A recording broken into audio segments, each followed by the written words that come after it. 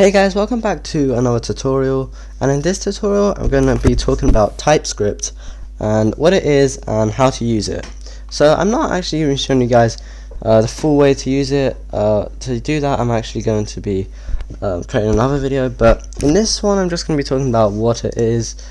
So let's just create a new folder. I'm actually just going to call this TypeScript, and yeah, basically I'm going to show you guys what is TypeScript. So let's just call this script.ts. So files ending in .ts are actually TypeScript files, which is similar to .js, which is JavaScript. So TypeScript is basically the same thing as JavaScript. It's actually a superset, which means it has all of the things as JavaScript. Like if we were just to do console.log, it would have all of this, and yeah, we can just do everything like this like you normally do in JavaScript, but as the name suggests, it actually comes with types.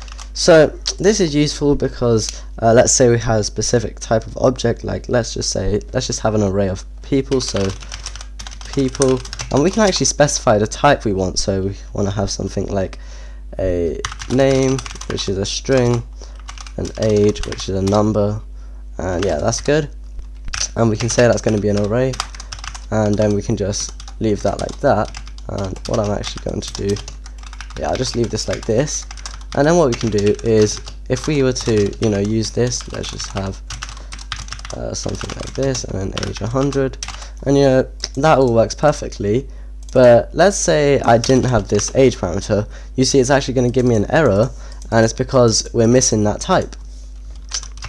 So yeah, this basically makes sure that you always follow the correct types, and it also stops you from setting variables to different types. So let's just say we had a string here, and this was of type string. Actually, wait, let me just call this sentence, and it's of type string, and let's just say do not set me to a number. So here we can see we've actually explicitly declared this as a string.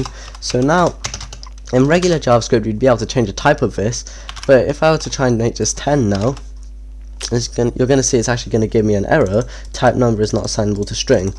So yeah, this is why TypeScript is good. It basically fixes some bugs which you wouldn't have noticed until runtime in JavaScript, and it's really powerful as well. It comes with some other features such as auto completion. So you see we've created this people array up here. Now what I can do is, if I want to like reference one of those, so let's just say I want to log the first one, people 0, and JavaScript you wouldn't actually get autocomplete, but here we get autocomplete, so I can choose a name or age, or just like that.